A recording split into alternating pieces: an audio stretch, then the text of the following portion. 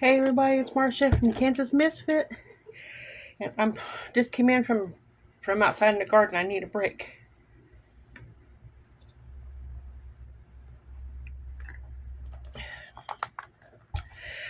I'm so happy that my my ears feel like they're all clogged up right now too, so my voice might sound kind of funny because it's echoing inside my head. I guess that means I need a break, right? I'm just happy.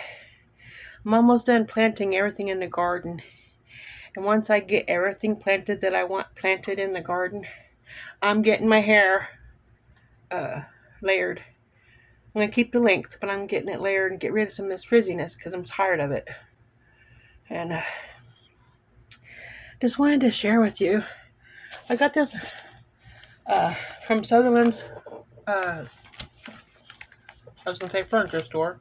It's a lumber and home repair, home improvement store, and they have some pretty good things in here that I wanted to share. A couple things with you. One of them is like how to have a cool savings for in your house. Let me get this little light here. If I turn on the light overhead, I'll have a big glare, and I don't want you to have that. I can't stand that. So I got this little selfie light I'm going to use as a light, which will help me to be able to read better over here. But it says here, for the refrigerator and freezer efficiency tips. Some of you might already know this, but I didn't, and I'm glad I got this little magazine. And it's the stories by Miranda Botelli, and the photos by Mark Galland. But I'm not going to show photos. That's just what the magazine says. But the tips that I wanted to share with you is, says here, explore tips to keep your refrigerator running efficiently. And I didn't know this, so I'm going to be doing this probably tomorrow. It says keep it organized. It says one of the biggest issues with refrigeration energy use is opening the door and keeping it open. How many times do you open the door and leave it open? I admit, every time I open it, I kind of hold it open for while I'm hunting in there to find what I'm wanting, and I guess that's not good. Yeah, my ear just popped. So I don't know if my voice changed on the video or not, but yeah. An organized refrigerator makes food items easier to find, minimizes open door time, and keeping cold air inside the refrigerator. Place the items in the same spot so that's easier and faster for you to find. Well, that's not going to happen in my house because I can tell my husband, on tools, when you're done, put them away. You don't have to ask me, what happened to the drill? Where's that screwdriver? I need this. If you put it back where it belongs when you're done, you don't have to hunt for it, and I don't have to be hunting for it too. And when I lost something growing up, my mom would say, put your hand on the wall, start wherever you're at in your bedroom. Put your hand on the wall. Follow the wall all the way around the house. One room at a time. Don't pick your hand up. Just follow the wall and look everywhere, on top of the counter, on top of the bed, under the bed, wherever you're walking at. And by the time you get back to where you started at, you'll have it found. That's true. And then you might even remember before you even got done where it's at and go get it. Okay, place items in the same spot so it's easy and faster to find. I tell my kids to take a quick look inside at the options and close the door while you're deciding what you want to eat. Well, that don't happen in my house. You eat what's fixed or you don't eat. There ain't going to be no eating in between meals, except my husband always does that. He'll come in there and grab peanut butter and crackers, which is not in the refrigerator. Better not be in the refrigerator. He'll grab the peanut butter and crackers and start munching on whatever he wants to do while he's waiting on dinner to be ready. I try to have it ready before he comes home. But since he owns his own business, he don't have to work hours that's scheduled from work. He just works when he feels like he had enough for the day. He's done. If he wants to continue, he goes. So, and he don't usually call me when he comes home. I just see his eyeballs walking through the door. Okay, you want to keep the refrigerator clean. It says regularly clean the gaskets.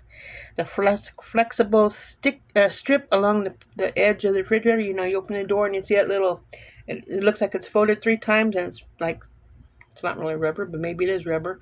And it's a seal for around the edge of the door for the freezer and for the refrigerator. Keep that clean. Clean it up really good. I use Thieves Household Cleaner. It cleans everything.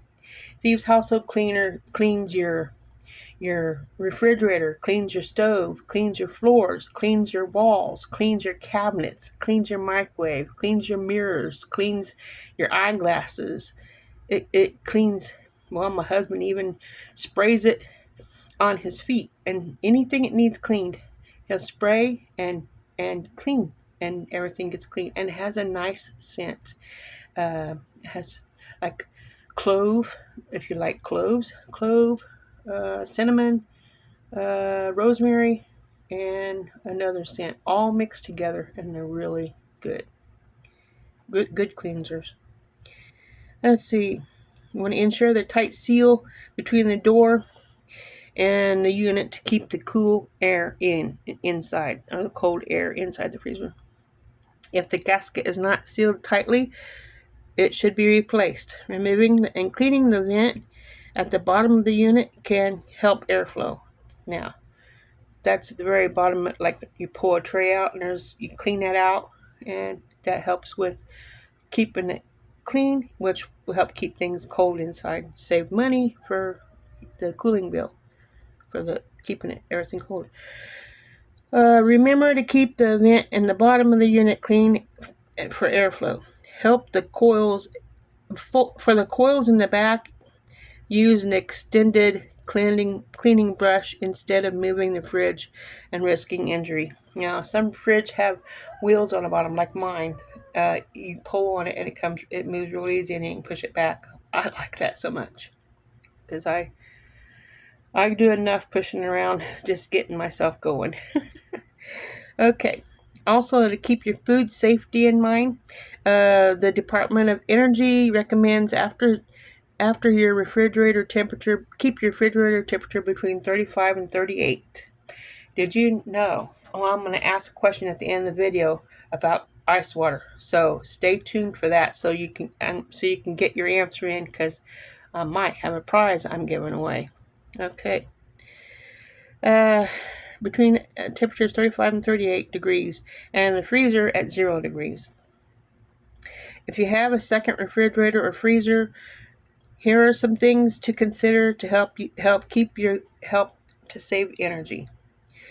Do you need it plugged in all year round? Well, if you got food in it or something, I think so. But anyway, yes. Perhaps you can keep it empty and unplug it after the year.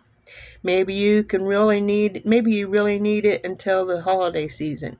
Unplugging it for the months you aren't using it will save energy. And you will still have it as a backup when you need it.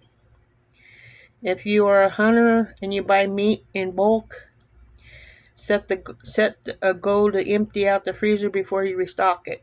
Yeah, that way you can defrost it and get all the ice and stuff out, and then you have it organized when you put your meat in. This allows you to avoid food waste and unplug the extra appliance when it's not needed.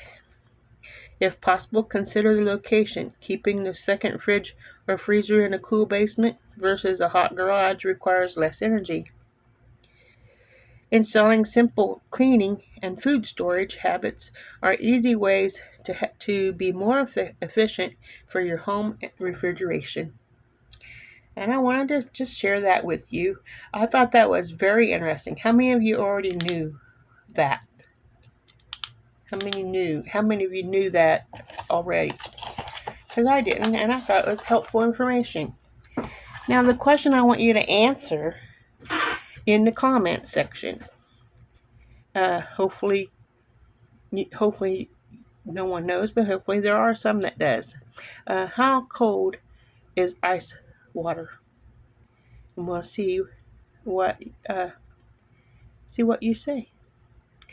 I already know. But find out how cold ice water is. I know you're probably just going to Google it, but that would be cheating. I just want you to make a guess on how cold it is. And then see what guesses we get.